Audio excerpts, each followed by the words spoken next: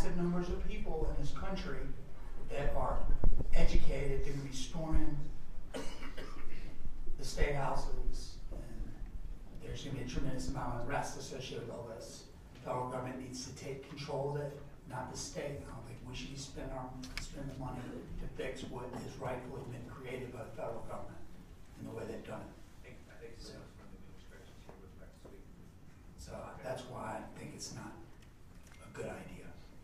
Thank you, Yes, ma'am. Good afternoon, Mr. Chairman, members of the committee. I'm Natalie Moyer, I'm the Deputy Secretary of Education at IRS. And this is a priority of the administration. We are very much in support of the bill, and we thank Senator Howell for patroning the bill for us.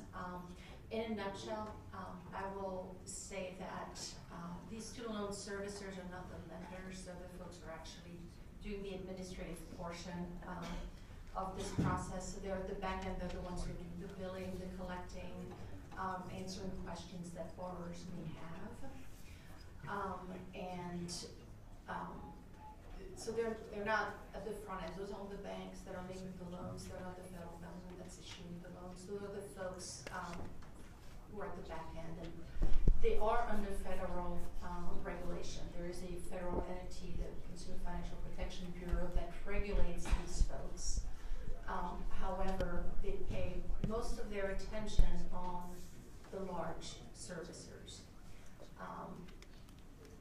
As one would expect, they have finite resources and they pay attention to the big guys. However, about 80% of the servicers are not large, and those are the folks that we're really concerned with in Virginia. We've been looking at Virginia complaints from Virginia borrowers. About a quarter of the complaints were directed at servicers who are not large. Those are folks that are kind of going to fall under the radar of the federal government, and that's really where we think the state could add the most value. Thank you. Delegate Keen. Yeah, thank you, Mr. Speaker. Thank you, Mr. Chairman. Speaking to the matter. Mr. Chairman and members, I think one of the reasons why some of these questions are definitely legitimate questions from my friends from on the other end of the aisle there are because when the House version of this bill came up, it only went to the very small subcommittee where 6 members serve. And so the rest of us didn't get a chance to actually vet this, which is why I completely understand the questions that are coming up. And I think of the 6 members on that subcommittee that deals with lending and such, I was the only Democratic member, and so I'm sure my colleagues here are looking at this for the first time. But putting that other bill aside, because it really is a completely different animal, the language is completely changed, and the dynamic and the process by which the House bill and the Senate bill tries to get to the problem are in very fundamentally different ways. But the goal of what they're trying to accomplish, the policy goal, is still the same. And I think for us, whether we agree with this language or the way we're using SEC to license the process or not, those are more technical aspects of how we get to the bottom line. The real policy question for us is, do we as the Commonwealth of Virginia want to do everything we can to protect our students that are going to higher education institutions within Virginia who are, for a number of reasons, family or other reasons, having to take on student debt? And once they have issues with their service provider, not the banks themselves, but those that are processing the work, where do they turn to if there's an issue? So this is 100% about consumer protection, whether it's student loan or mortgages or any other kind of banking. Every industry out there that has a backstop, and obviously none of us like any more government regulations than we want, but to the extent that there needs to be some kind of consumer protection backstop, that's what we're trying to create here where there isn't one now. My understanding is that, and it's been 40 years since I was in college, 35 years or so it's been a long time since I had to go through Sallie Mae and all that stuff, but if I recall the process, if you had a problem at the federal level, back then they didn't have a consumer protection agency. They now do have one, but that agency only handles the very, very big cases, the really big ones. For the 80% of the Virginia students, they're never going to have these loans processes through the big ones, and so that is a huge gap. 80% of our students out there that have issues with their student loan debt processing and their service providers, they have no place to turn. The federal government, even though they created an agency, is not helping these kids. And on top of that, the carriers that are actually doing it, I think it's about a third or so of the complaints that we've already heard from Virginia kids, these cases are just not going anywhere at the federal level. And so to the extent that these are Virginia students looking at Virginia problems as Virginia consumers, we wanted to create something at the state level that is a backstop for them to turn to, and SEC seems to be the most appropriate location, given that that's part of the agency's mission. So I do agree with my friend Delegate Habib that there's some new language here, which I'm reading for the first time as well, given that I only looked at the House version. But I think the intent is still the same, and the way we get to the problem is just ensure that these agency folks, the experts, can spend the time, a year and a half or so, to really come up with the process that makes the most sense. So the policy goal is to support our young students in Virginia, and for that reason I would support the bill, and at the appropriate time I'd like to make a motion.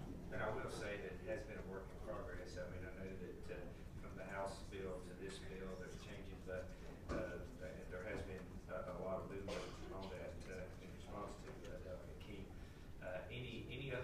Anybody else in the audience wish to speak in favor of the bill? Yes, sir. Come on up, please. Mr. Chairman, Lee Lees with State Council for Higher Education. King Council don't have what I was going to say, so I'll take it for that. I do like to talk about the federal oversight term. It says it's more reactionary to complaints. We believe that a state licensure would provide a stronger oversight for this industry. Thank you. Next, yes, ma'am. My name is Haley Pottle. I'm a junior at Virginia Commonwealth University. Thank you, Mr. Chairman, and the members of the committee. As someone who's financing my education independently with significant student loans, I ask you to support this legislation because it protects students like me who have to take on student debt just to attend school and from being taken advantage by predatory lenders. Thank you so much for your time.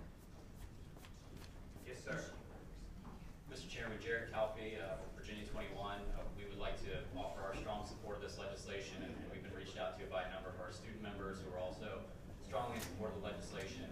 We think that it will protect students from predatory lending practices, and from everything that we've been told about it, or we can discern about the legislation, there's no fiscal impact, and so it seems like a win-win for everyone. We hope that it will be the pleasure of the committee support the bill.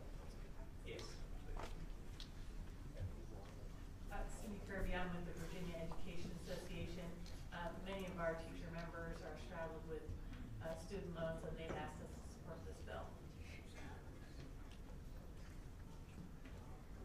All right. Anybody in the audience wish to delegate the bill? Yeah, Mr. Chairman, this is just speaking of the bill. Yes. You know, this is where it's so frustrating. I mean, just for what it's worth, I'm 40 years old. I paid off my student loans last year, 2 years ago, when I was 38. So this isn't a problem that's foreign to us. The cost of higher ed, the access to loans, the use of those loans, the refinance process, all that kind of stuff is super problematic and needs to be addressed certainly at the federal level, maybe at the state level. I just can't tell how this bill, as I'm skimming over right now, improves my situation as a borrower, current situations of borrowers. I'm not saying it does or doesn't.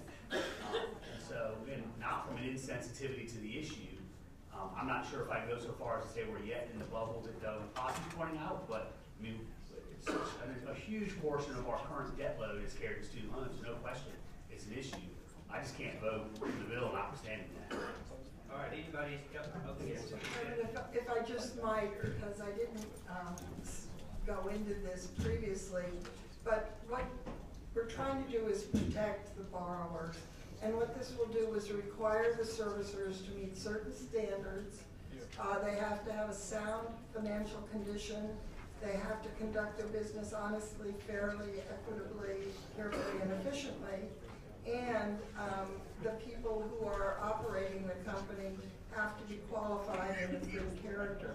We're also prohibiting certain activities such as defrauding or misleading borrowers, misrepresenting or omitting information, like what are the fees involved, misapplying payments, or providing inaccurate information to credit bureaus.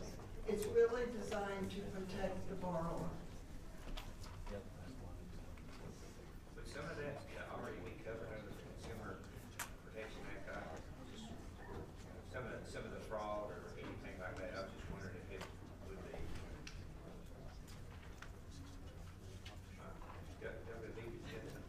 Well, my lecture's still on, but I'd be happy to speak to the question you just asked again. So the Consumer Protection Act has some default language that any consumer transactions, I think this would be, you have the sort of the baseline, don't commit fraud. Now, there's a lot of exemptions, and so, for example, banks are exempted. I don't think loan servicers would fall under an exemption because I don't think they're the type of financial institutions exempted. So I think they already would be covered. It would be common as we pass this to then also add to the Consumer Protection Act a specific liability for violation of section, which is probably in here, I just haven't had a chance to look through it. But I actually think they probably are under the catch-all stuff and not the financial institutions exemption. Okay, I was looking, I didn't see that, but anyway, anybody else in the audience wish to be heard for or against Senate Bill 1053? All right. Senator, you have the last word. Well, thank you, Mr. Chairman and members. I really do hope you will pass this. Our student borrowers need these protections.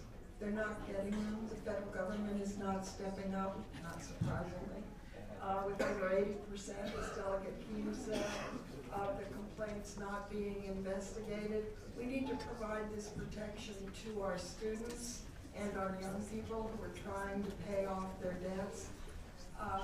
This is actually a fairly modest proposal, one that is self-funding, and I certainly hope you will do this for the students of the Commonwealth. Thank you, Senator Powell. All right. I'd like to make a motion. Yes. I'd like to move the report. I have a motion to report in a second. All right, well, the members, there's a motion to report in a second. Members prepared to vote?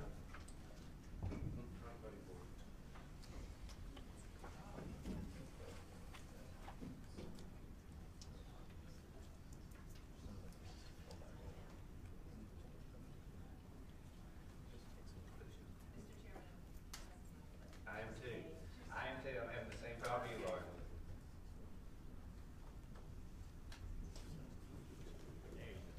All right, clerk will close the roll. House Bill 1053 report, Tails report 12-7. That is, it's something we work on. It's, you had a delayed enactment on it anyway, so maybe we can get with this. I would love to All right. work on it over the year. Thank you. Senator Reeves, that's also, you have one that 1158, insurance recipients. Thank you, Mr. Chairman, to the committee. It's kind of a unique bill. It's an insurance bill. Came about with Farmers Insurance Group, and many of you know I deal with this stuff all the time in my day job. But Farmers was basically set up under Virginia law as a foreign insurer, which is a company that's incorporated and organized under the laws of the United States or another state other than this Commonwealth. So they're really housed in California, but they do business in Virginia. A long time ago, there were some laws on the books that really have outlived their function. And what this bill specifically does is kind of right that ship. It's kind of technical in nature, but it's basically allowing Farmers Insurance Group to take out the alien reciprocal part of the code section under insurance compliance and license compliance. And we worked with the Bureau on the legislation, Senator Reeves. Yes, Mr. Chairman, we sure did, and I think everybody's on board now with the language. We had some substitute that's in proper order, so. It's not a substitute for the agent, it's a substitute essentially. Oh, okay. And I think we have some more from the Bureau here. Y'all okay with the bill? All right. Anybody in the audience wish to speak for or against Senate Bill 1158? All right. Motion and a second for board members wishing to vote on electronic system.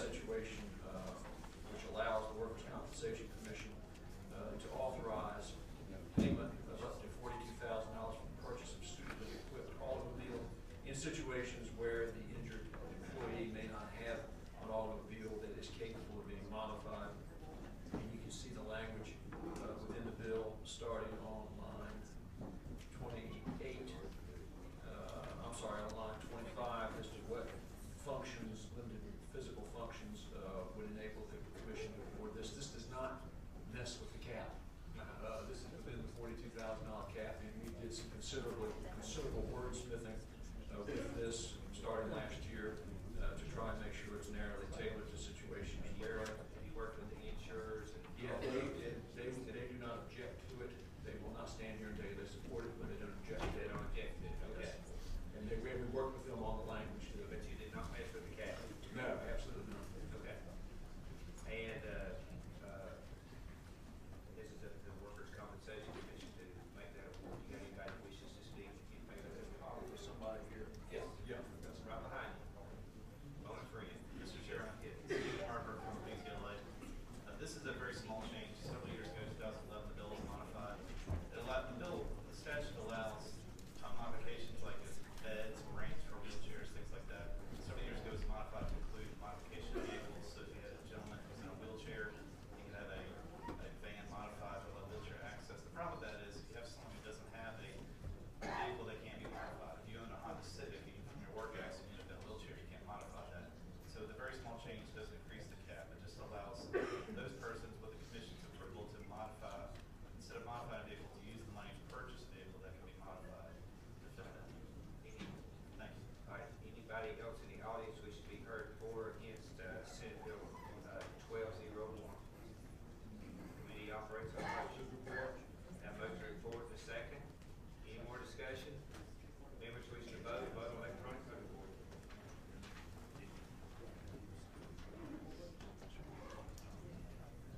I'm trying to still. It's still basically.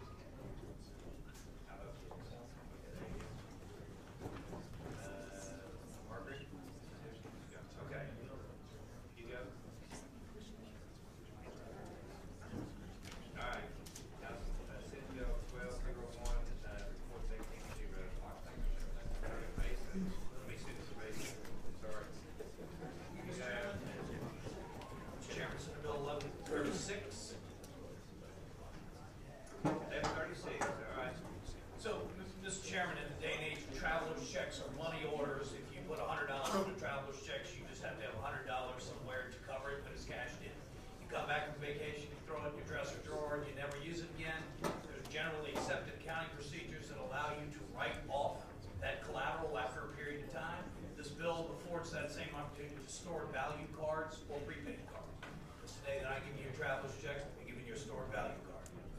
That's all it does. Okay. Anyone have any questions of Senator Mason on Senate Bill 1136? Anybody in the audience in support of 1136? Anybody in the audience against Senate Bill 1136? All right. Yes. Second. All right. Got an introduce member. Lamont Bagley. I tried to introduce him last time when he got appointed, but he didn't show up for the last meeting. So. Used to the seats where you turn the corners. Right. I remember those. All right, we have a motion to report in a second. Any more discussion? Members wishing to vote by electronic vote.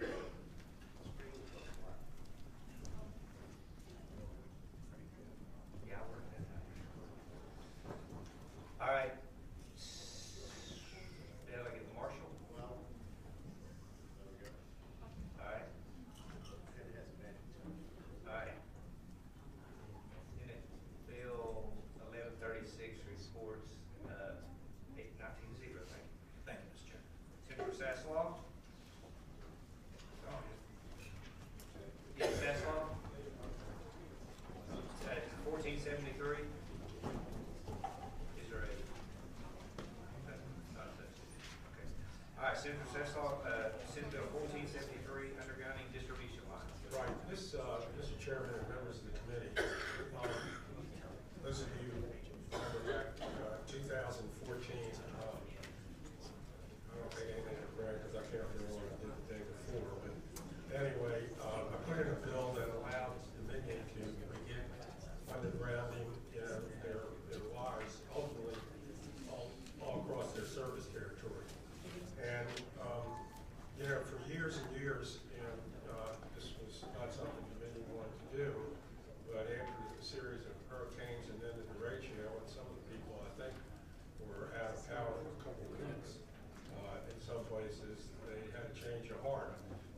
put in the bill, there's been some snags within the SCC that gradually started to do it.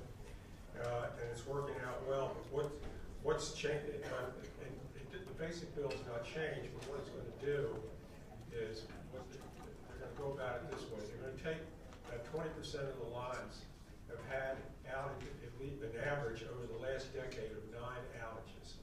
Those are the ones that are going to be done first, and then ultimately move to the whole system. They have to go before the SCC. We changed from the original bill I drafted this year. There is a rebuttable presumption on whether it's feasible or this or that. Let me just tell you this: the original bill, after 1 year, the average homeowner's bill will go up 75 cents, maybe a little more. After 10 years, 10 to 15, figure 15 years, because it always goes longer, it'd be about $4 or $5, about $5 a month. Two things. This is the only bill in 41 years that I've been here. And you see, I came with Jefferson. In the 41 years that I've been here, that people got up in the audience and gave me a standing ovation. And I'll tell you, and one guy said he paid, let me tell you this, one guy said that he would pay 10 times the numbers I gave him just to keep the power on. When you don't have electricity for 3 or 4 days, you're not going to sit there and negotiate rates. And it's not very much. It needs to be done. So anyway, this is what I'm bringing to you. Now there was one snag initially, and that was with the cable companies being able to utilize the same trench. Chiefly Cox in my area. That's been worked out. They've worked out how they're going to do that with them. So apparently there's not a problem there. And this essentially is the bill. On the front end, the benefits are $2.5 million. Of Dominion's customers will be satisfied with this. I think Delegate Corey has a question as soon as he says so. Delegate Corey, you got a question? Yes, thank you. I would like to speak to the bill at the proper time. Okay. The other thing is, when all is said and done, this will eliminate 50% of the outages and increase the response time on where there are outages by 50%. So, I mean, it'll be effective, and obviously, if the lines are underground, they're not going to be affected, by that. And what you see, particularly in and around the Beltway, not so much so in Delegate Hugo's district, which a lot of it was built later on. You've got the telephone poles down on the streets, and they'll often bring them up to newer infill, and that's underground, but it doesn't do you any good to have it underground, and then, 100 feet away are the overhead poles with the line, so it'll take care of all that. Anybody? Any questions? Anybody wish to speak in favor of the bill? Yes. Mr. Chairman, members of the committee, John Russell, on behalf of Dominion. We're talking about the lines that are basically in people's backyards. These are the lines that connect to the houses. They are generally the ones that are about 10% of our problem, that take about 50% of our time. They're ones where we can't get a bucket truck back there. They're ones where we cannot get people in there easily. And the result is that the restoration of service, the whole service area suffers because of that. We do estimate that when this program is complete, restoration of service will be 50% faster. You basically, rather than being out for 8 days during a major hurricane, you'll be out for 4. So we think it's a huge benefit. If you look at the economic cost to the area where the surface area is down, when you look at the individual costs of the spoiled ice cream and problems in air conditioning and heat, it's a big deal. And we think we can provide real benefit to the entire surface area by doing that. A couple of things. Senator's asphalt numbers are a little dated. We actually found that the first increment took about 50 cents a month. That as we look at the full 10-year program, we would end up with only about $3.44 a month altogether, and that burns off very quickly because of depreciation of the improvements as you go through. So it will not be that expensive a program to do. We do need to continue to do the program. This program works best when you've got your contractors and your designers all operating at maximum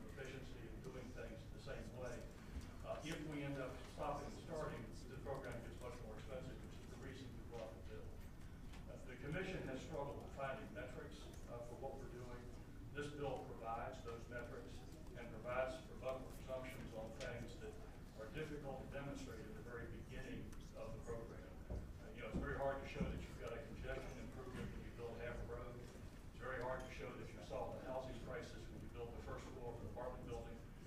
This would give us the opportunity to put this program in place and give the opportunity to rebut it if in fact the program doesn't work. One thing we have found, there are a few examples that we do have. We had a Father's Day storm that occurred in the area where we've done some of this work, and it bore out the time frame that we were looking at. We were able to complete that work much faster than we would have in conventional time. So we do think it's going to work. We think it's going to be good for Virginia, and we would appreciate your support. I want to apologize for misleading you on 25 cents a month. Delegate Corey, you want to speak? I'd like to thank Senator Sasslaw for bringing this bill forward, and you may not be aware, but the heavy winds that we just had took out the power for almost 20 hours in a good part of your district, Senator Sasslaw, which is my district. So my district would stand up and cheer. Thank you very much. Delegate Hugo. Senator hit the nail on the head. I mean, look, I think it's 50 cents is nothing compared to 5 days. When people are running home businesses and operating the way a lot of our folks do, they run their businesses out of home. They have to have everything running all the time. And my district is a stark contrast. I've got places like Little Rocky Run they were built afterwards on farmland and they went underground. Then I have areas, and they never lose power. And then I have areas like Clifton where there's a lot of trees and a lot of power lines. And we lose power constantly to the point where my wife made me put in a generator because I was down here leaving her without power and kids with diapers. So, which didn't make me popular. So I think it's the right thing to do. It'll move it along. I would say to Dominion, I've got some power lines in Western Prince William. I'd like you to bury it in Western Prince William. Big ones. But with that, it's a great deal. I appreciate your effort. Delegate Miller.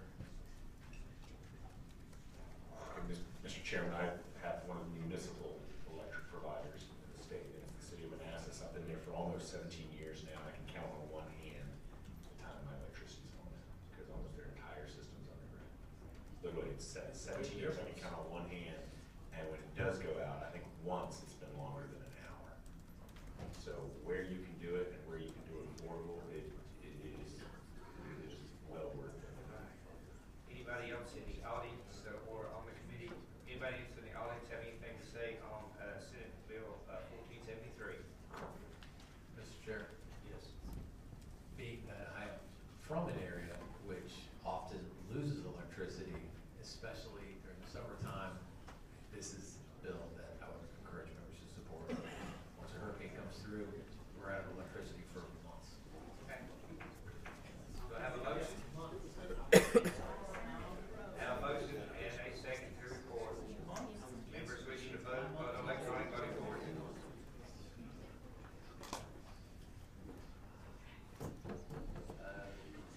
Clerk will close the roll. Senate Bill 1473 for 17 Mr. Chairman, thank you, and members, thank you all for the time. Senator Evans. Appreciate it. Thank you. Okay.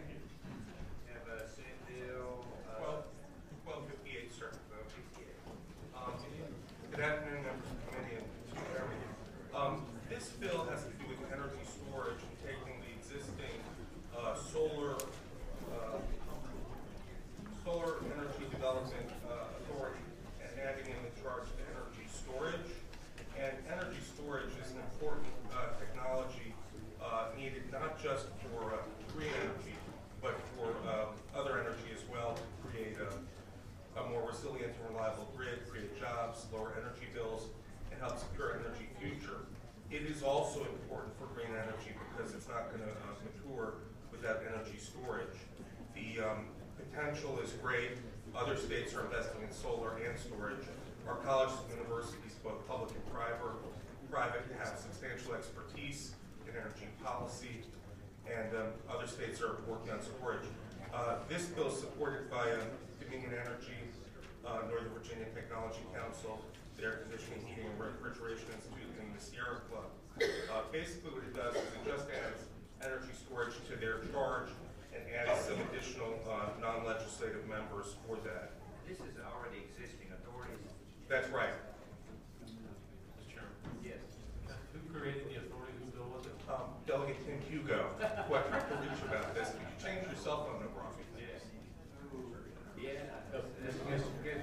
Mr. Chairman, Mr. Chairman. Yes. So is SB 1258 fixing Delegate Hugo's screw up? Created this, or is this just an extension of what?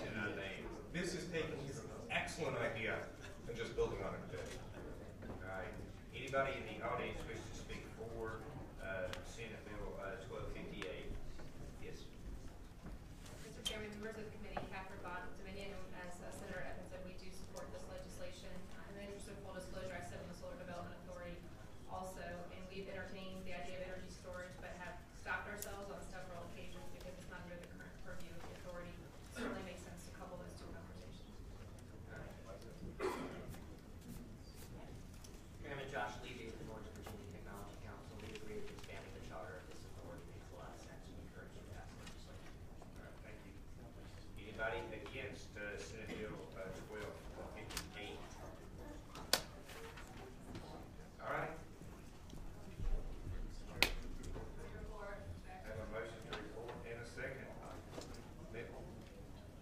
Members wishing to vote, electronic vote. Why don't we vote on that?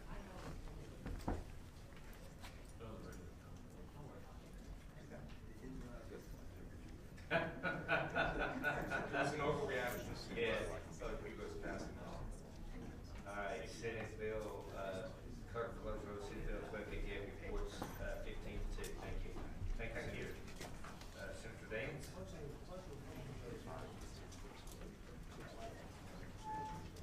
Senate Bill 990. Yes, thank you, Mr. Chairman. This bill will direct the Department of Mines, Minerals, and Energy in consultation with the staff of the State Corporation Commission to report annually on the progress the Commonwealth is making in regards to a goal they established in 2007 to reduce the consumption of electric energy by retail customers amount equal to 10% of the base that was a year prior, 2006. So by 2022, they were to have reduced the electric energy consumption by 10%. Now, in order to have this done past this year, 2017, we're looking at the Department of Mines, Minerals, and Energy because they already do an annual report, and this would just be something added to their report to track this, to be able to say that when 2022 comes, that we have more than exceeded the goal. Not mandatory, it is voluntary, and that is an avenue that could be used that would not have a direct cost or cause them to do anything additional than the report that they already. Delegate Miller. Chairman, can I ask a couple questions? Sure. Delegate Nance, who are you carrying this for? I have this from the Virginia Energy Efficiency Council. Ms. Chelsea Harnish will come and speak if you have additional questions. Could I ask, well, okay, that's fine. I'll ask her a couple questions then. Hi. Would you like to come and speak? That'd be great. Hi, Chelsea Harnish, Virginia Energy Efficiency Council.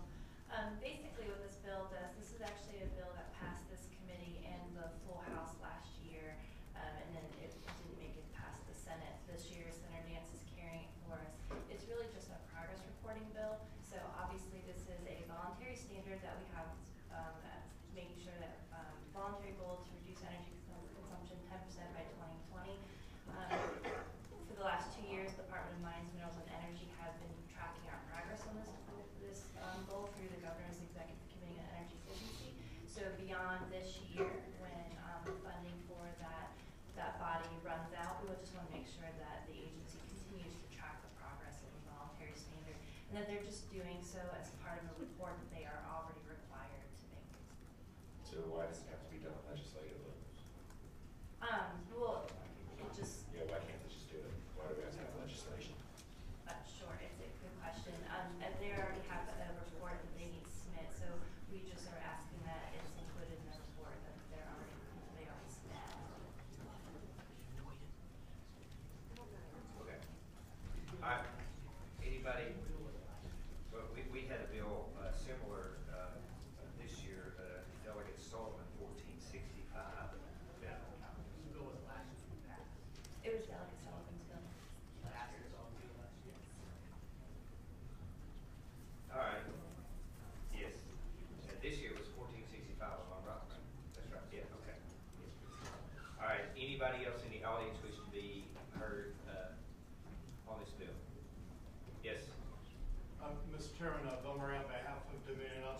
we said last year in this bill.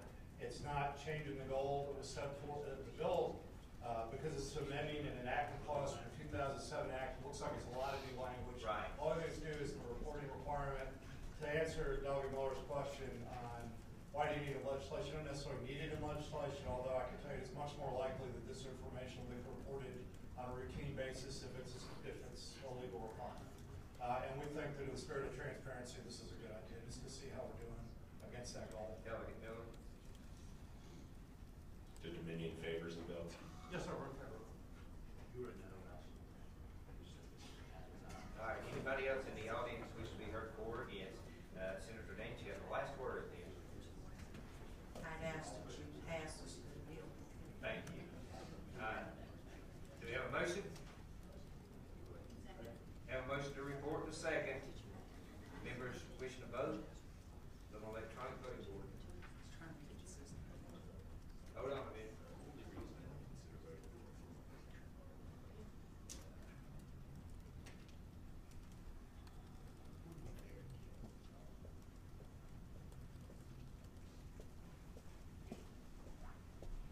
All right, clerk, report the roll. House Senate Bill 990 passes 15 please make it. Thank you, Mr. Chair and members. Welcome. Thank you.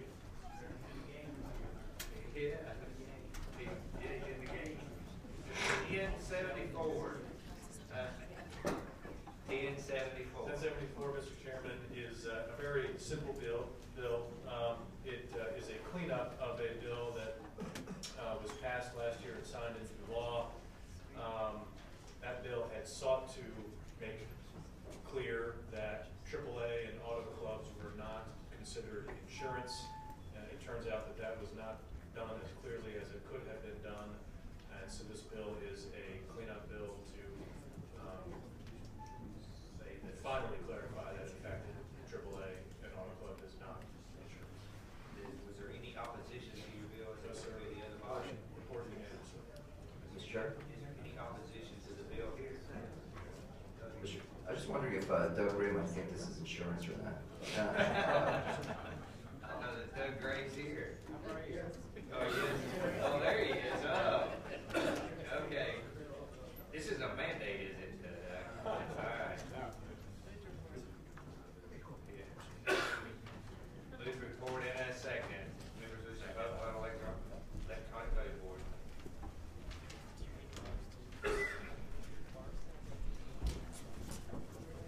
Clerk, will close roll. Senate Bill 74, report 17-0. Thank you. Thank you very much. Complete our business for the day. Thank you. We have a meeting Thursday, yes. Yeah. We should have the.